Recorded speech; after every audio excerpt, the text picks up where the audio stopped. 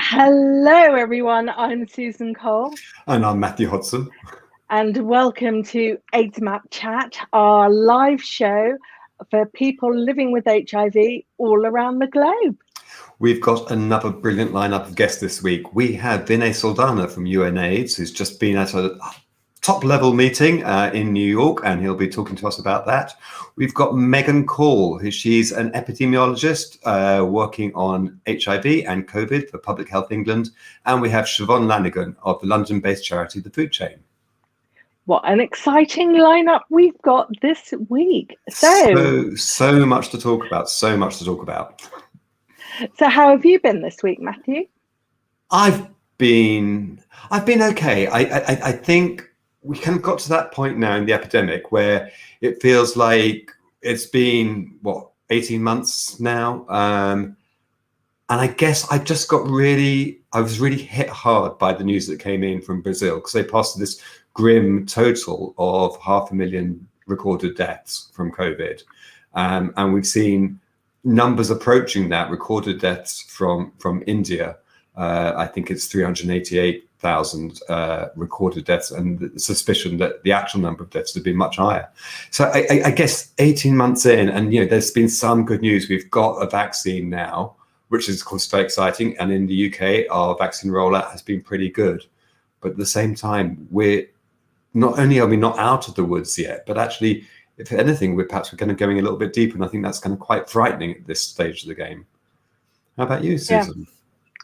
Yeah, no, absolutely. I mean, it is really frightening. Very recently, it was the G7 meeting, and there were some positive things that came out of it, and they agreed that 870 million doses of COVID vaccines would be donated.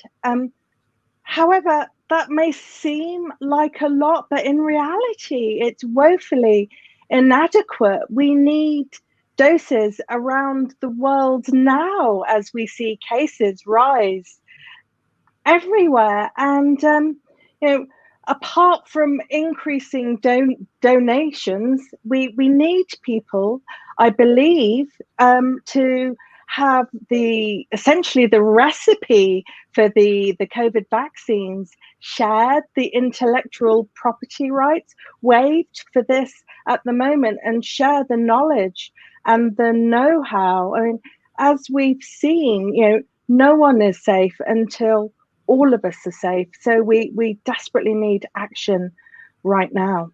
I really sincerely hope that we have some movement on this, because we've been saying it all along. This is a global problem, and the only way we're going to succeed in tackling it is with a global solution.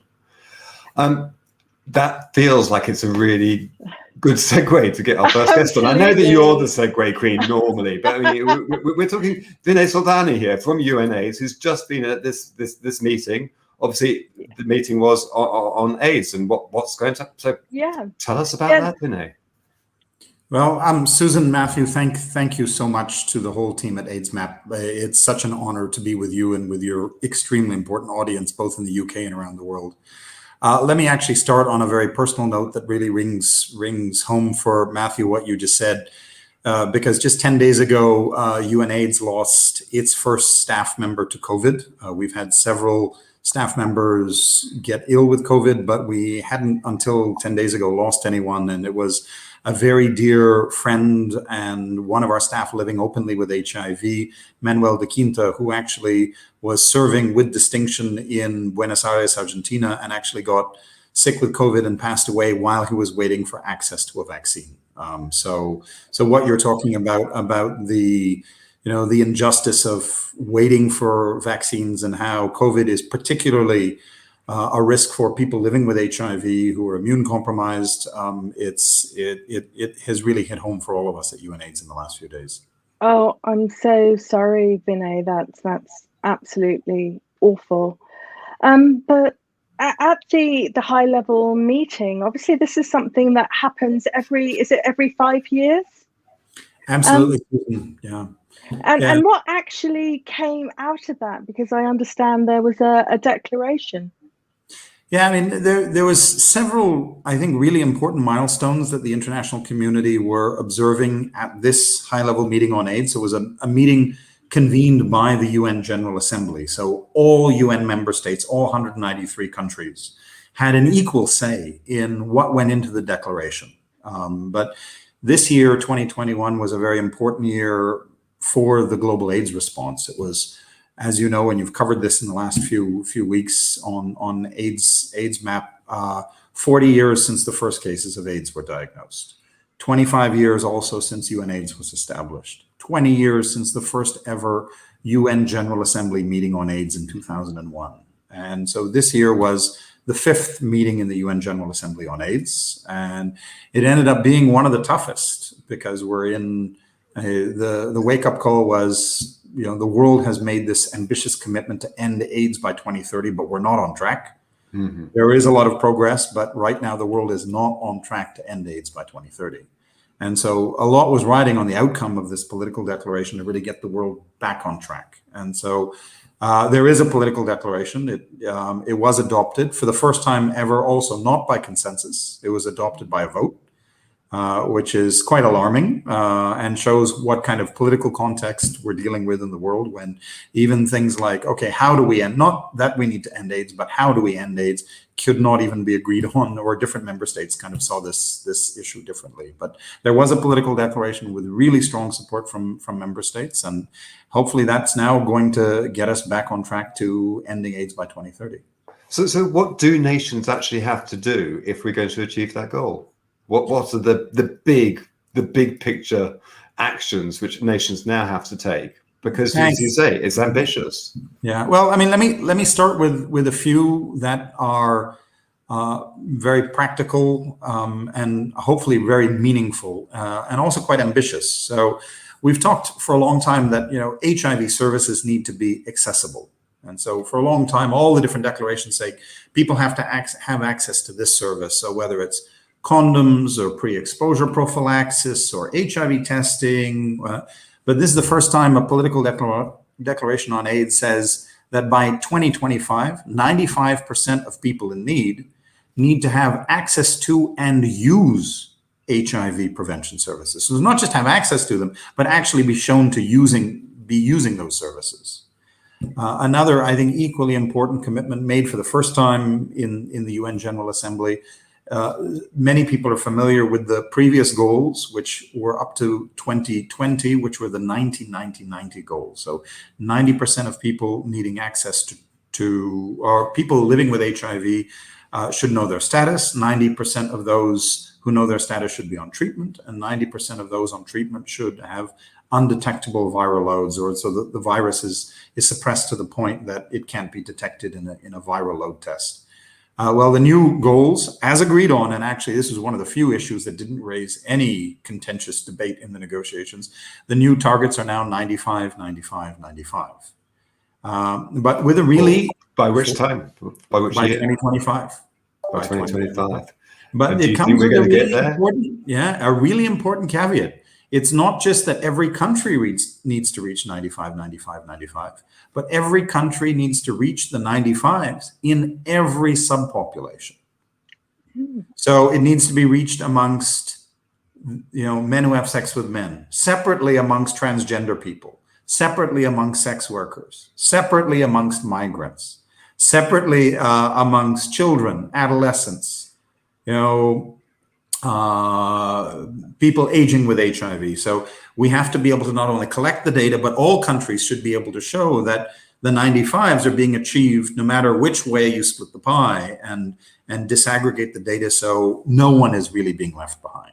So it's a huge step forward, and it won't be easy to achieve, but that's what the world is committed to. It is incredibly ambitious, and I think one of the things that's been kind of really quite exciting, I would say, about some of the dialogue that's been coming out of UNAIDS recently has been very much about the rights-based approach. It's so important. We're not going to get there so long as we look at some of the gender inequalities, or you look at some of the laws which criminalize same-sex activity or criminalize sex work. And I think that approach is so crucial now, isn't it? How hard is it to get member states on board with all of that? Well, it wasn't easy, and I'd love to say UNAIDS did all the magic here, but it wasn't. It was really smart negotiations led by member states. So a special debt of thanks to two fantastic co-facilitators, the ambassadors of Australia and Namibia, that were asked by the President of the General Assembly to actually lead the negotiations. And they were uncompromising in the way they did this. They said, no, this has to have a rights-based approach.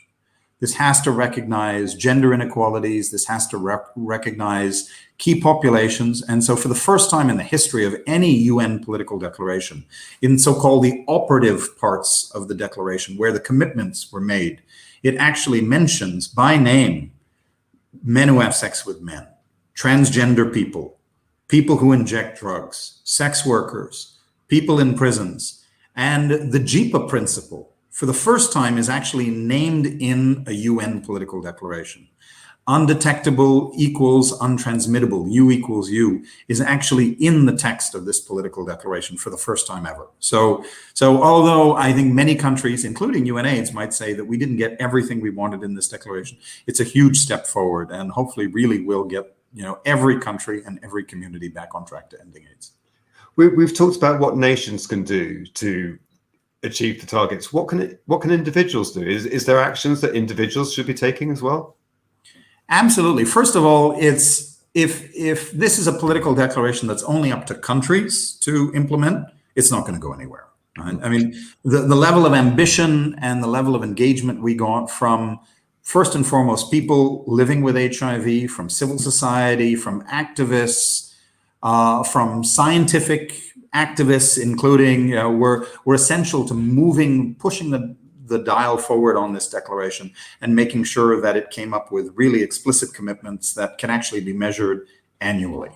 But that push has to continue now to get every country to say, okay, we've signed up to this. Now, how are we going to implement it? What are the commitments? Right? How are we going to make sure that my community or your community or our communities are reflected in these numbers, that we're included in the people who don't just have access to, but are using HIV combination prevention services, that are part of the 95s moving forward. And if we don't have, first and foremost, people living with HIV holding us all accountable for everything that we do every day in an uncompromising manner, we're not going to get to the end of AIDS by 2030. Vinay, thank you so much for coming on the show. It's been so great to talk with you. I'm really excited by the ambition. I'm really nervous, but I'm excited by it. And we've got to be bold. That's the only way we're going to do it. Thank you so much. Wonderful. Thank you so much, Vinay, and see you soon. Take care. Thank you both so much. Bye. It's interesting having that conversation with Vinay, because we've just published on aidsmap a report about kind of the progress in the UK towards hitting those 2030 targets. And the government has very recently kind of just recommitted to that goal of 0 new HIV infections by 2030.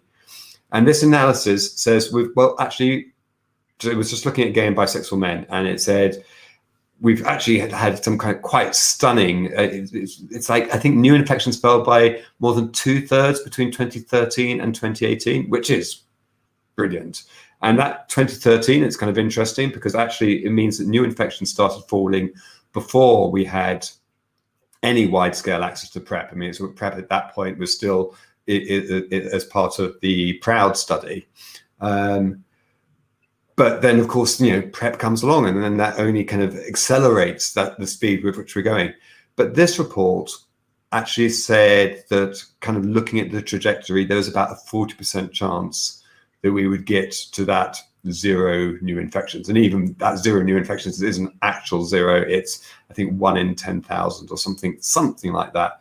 And I'm kind of thinking, well, this is the UK. We're doing very well. We've hit the 95 already, though not for all population groups, I don't think. But gay and bisexual men are doing better than some other communities. But if we're only at 40% chance, even with gay and bisexual men in the UK, which has got really good treatment access, really good healthcare service, and has got good testing programs, it just feels really ambitious. It feels really ambitious, and it feels like we need to change something. We need to work harder, move faster, act stronger and tougher if we're going to do this, because on a global level, it's a big, big challenge. Absolutely. Yeah. Well, if only we had an epidemiologist with all of the answers as our next guest, who could perhaps help. Maybe not all the answers. No, we expect every single answer, Meaghan. Every single one.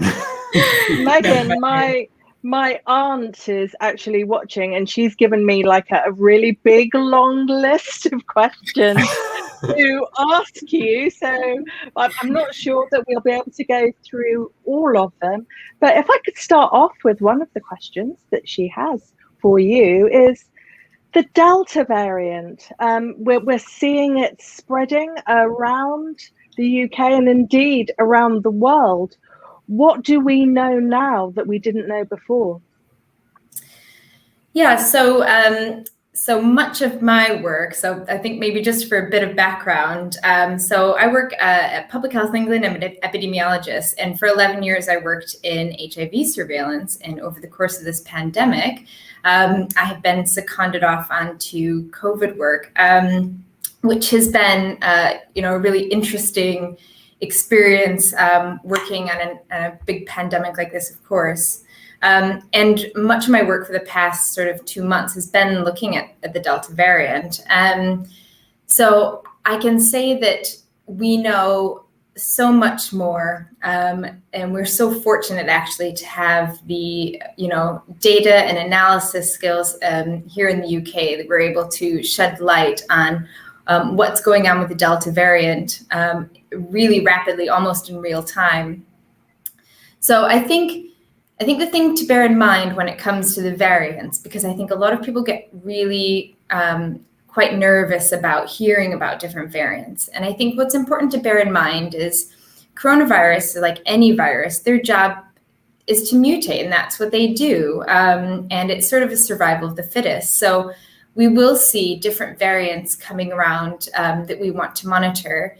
And some are of more concern, some are less concern. Some variants have mutations that look like they might be more transmissible. Some have mutations that look like they might be sort of evade vaccines, so vaccines might not be so effective. Some have mutations that maybe people have more serious disease. And so what we do is we try to assess, using the data that we've got, whether or not that's the case for each variant. And what we've managed to find out quite rapidly about the Delta variant, this is the variant that was first detected in India, is that we do see that it is more transmissible than the previous variant, which people might have known as the Kent variant, that was dominant in the UK. It's more infectious, meaning that you're more likely to transmit it on to other people when you're in close contact. We have also learned that if you are infected with the Delta variant, that you are about twice as likely to have more serious disease and be hospitalized compared to the previous variant. Now that all sounds really concerning, and it is really concerning, and that's why we're watching it really, really closely. But the really good news, I think, that we have from the data we've looked at is that the vaccines are still highly, highly effective in the Delta variant, especially if you've had 2 doses. So it's something like 80% effectiveness against getting a symptomatic infection, so preventing you from being infected at all. And it's something like 95% effective. If you are infected, then you won't be hospitalized. So really positive news, and really just drives home that message that we absolutely need to get everybody vaccinated, and we need both doses.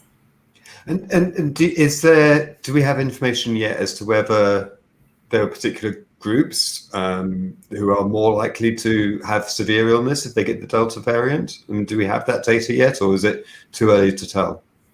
It's a little bit too early to tell, but that's absolutely at the top of the list in terms of the things that we're looking at now. We want to understand whether or not people, so if we're seeing more hospitalization, we want to know what is it about the virus that might be causing this hospitalization, or is it something about the people who are getting infected and perhaps that the vaccine isn't working in, that is maybe they are more frail, perhaps more vulnerable, that's leading them to be hospitalized. So we really need to understand a lot more about how the vaccine is working in different groups or not working in certain groups, because it is possible when people are vaccinated that they don't, we say, mount an immune response, so they don't actually react to the vaccine. So if that's the case, then you won't see a protective effect about the vaccine. So that would really help inform how we develop future vaccines.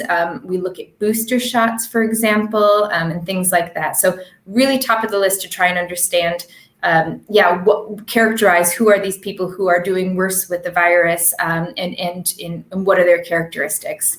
And is there any reason why people with HIV, I mean, do we have any data on whether people with HIV might be with one of those communities who are doing worse, or do we not know yet? Well, we haven't looked specifically yet. I think the issue when I say we don't know yet, it's simply a matter of time. It's sort of too early to find out. So if people need sort of time to be infected, and then to unfortunately time if they're going to get sick, they need time to get sick, if you get what I mean. So we need time to look at that, and we need enough numbers. And I guess the good news is, because we haven't had that many infections in people who've had the vaccine, it's actually really hard to look at that because the numbers are so small. But there's absolutely nothing yet to suggest that people with HIV do any worse, particularly Delta variant, and especially after vaccination. So that's quite good news, really, or good lack of news at the moment. There's something else I kind of wanted to ask you about, because obviously in the UK, and I know in other countries around the world, it has got kind of quite heated, the way that people respond to news. And obviously here there was a disappointment recently because, we'd been told that restrictions would be eased on 21st of June, and then they weren't able to go to that level because hospital admissions and cases were rising. And what I find deeply troubling is that the people who report the news, the scientists, the data the people, the researchers, are then getting hounded for just actually passing on their knowledge. I mean, has that affected you? Yeah, I mean, listen,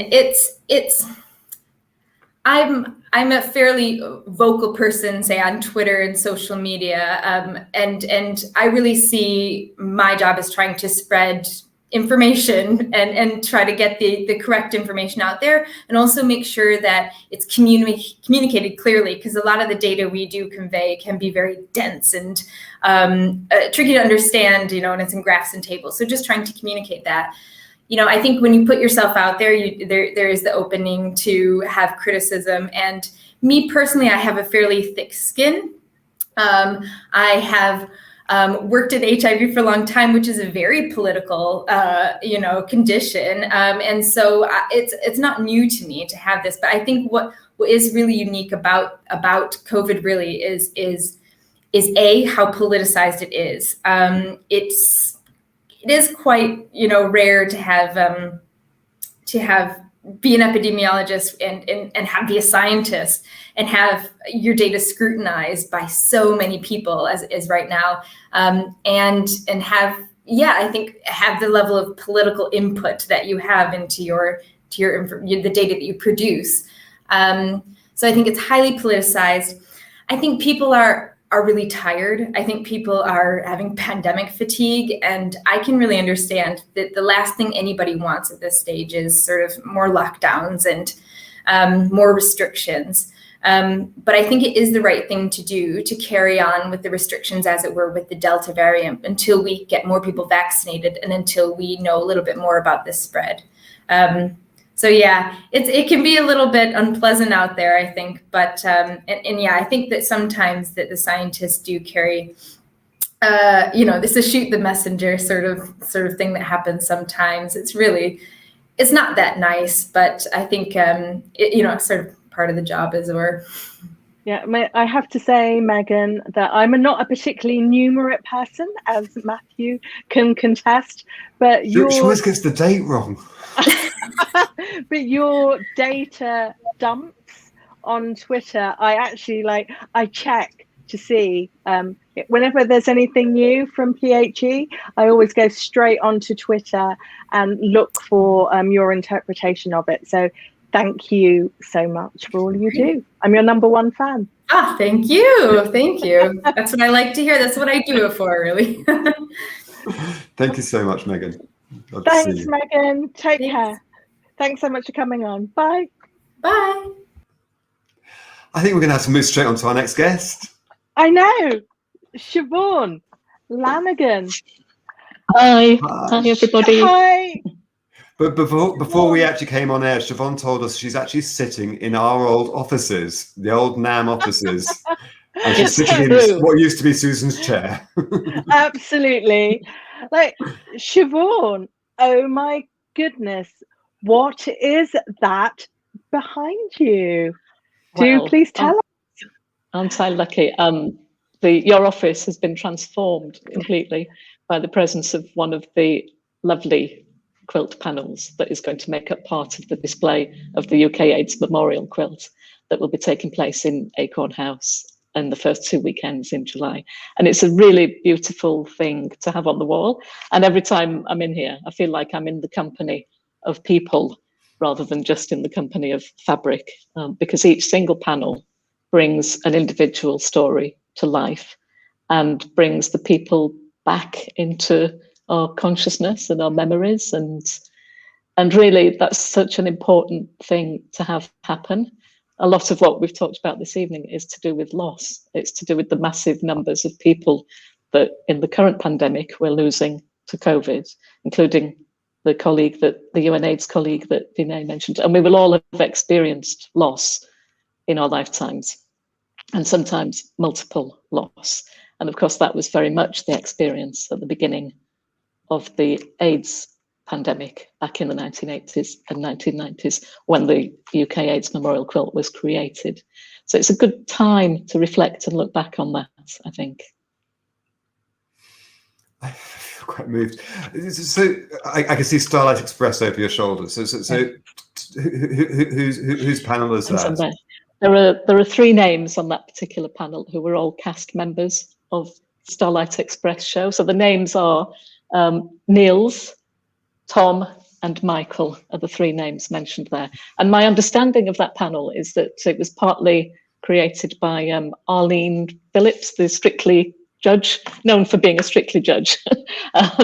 Because with each of the panels, we have quite a lot of background information about why they were created, who created them, and often a sharing of a letter or a photograph, or sometimes an order of service from a funeral or memorial service that is part of the background story.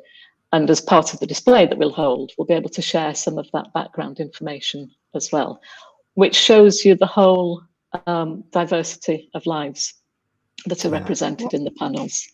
Michael Staniforth was a large part of my childhood. He was on a show called Rent-A-Ghost playing Timothy Claypole. And I also saw him in a chorus line. I'm pretty sure I saw him in a chorus line on stage when I was far too young to understand it. How important is it that we find ways of expressing our memory and honouring those who died? I think it's crucial, because otherwise they'll be forgotten, and none of us want to forget them. You'll know from personal losses that when you experience that, you want to remember the person in all their glory and all their faults and all their celebration of life and love and everything that they mean to you. And when the death has taken place in a context of being vilified, which is what was happening to people at the time, around the stigma to do with having HIV or to do with dying with AIDS, then it's even more important, because we've got to reclaim those people. There are several panels where the name isn't there in full because the person who made the panel or a family member of the person who's being commemorated didn't want that to be known as an association with AIDS, or what we would now say with HIV. And there are several of those. Some of them, there's one that simply says this panel cannot be shown because the family didn't want it to be shown. And those invisible people, or the people who are named but not really fully explored and celebrated, it's even more important to remember them, as well as all the other lovely lives that are in there. There's all sorts of really lovely triggers to memory in each of the panels that you see. There's lots of family pets, there's cassette tapes sewn in, there's letters, there's poems, there's all sorts of beautiful items contained in these memorials. And the purpose was that they be remembered, and that we were shouting out at the time about the stigma and fighting back about that. And of course, we still are fighting HIV stigma today. So the echoes and the memories, it all resonates very much so in current COVID times as well. We can't have that kind of stigma continue. It's simply not a thing we need to have in our lives. And so the more we show it, the more we talk about it, the more we can break down the stigma that still exists.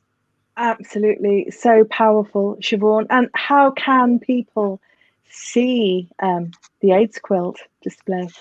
The display is going to take place on the 3rd and 4th of July, and then on the 10th and 11th of July. So the first 2 weekends in July. The tickets are available on Eventbrite.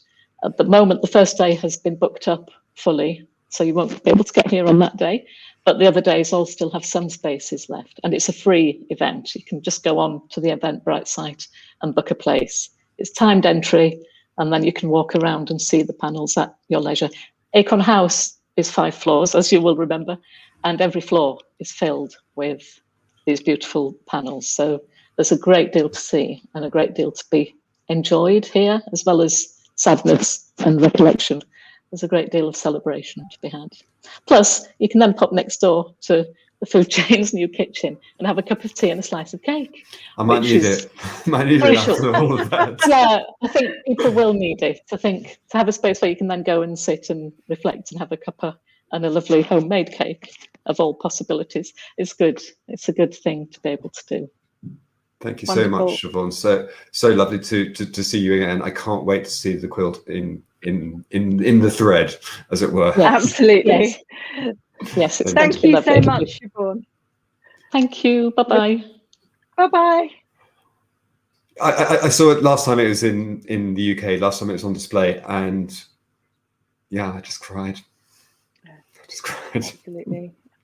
Very, very powerful stuff indeed. And we have to tackle stigma. We have to tackle stigma. It's the only way we'll ever be able to end this epidemic. Absolutely. Who would have thought all these years later that stigma is still affecting the lives of so many people living with HIV around the world? I think that's all we have time for. I know. Nice. Yeah. Upbeat end. Well, but good news. It's not going to be a fortnight before we come back. We're actually going to be back next week because we're doing a Pride special. And we have wonderful guests already lined up. We have legendary lesbian Lisa Power. We have the incredible Juno Roche, author of Trans Power. So there's lots of power in it. And we've got Dr. Mike Brady, who is the LGBT health advisor to the government. Absolutely. It's going to be fantastic. So do please join us next week at 6 p.m. on Monday.